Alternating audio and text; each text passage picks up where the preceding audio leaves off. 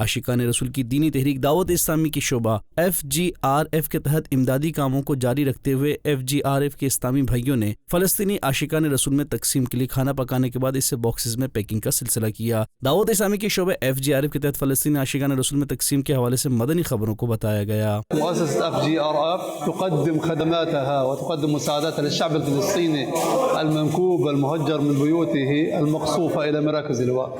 هنا أحد أماكن تجهيز التكيات والوجبات الغذائية للنازحين إلى أماكن اللواء. نسأل الله عز وجل أن تزيد هذه المساعدات حتى تلبي احتياجات النازحين في أماكن الإيواء الكثيرة. هناك حاجة كبيرة للنازحين والبيوت المهدمة والذين هجروا من بيوتهم من أجل أن يعززوا صمودهم على هذه الأرض.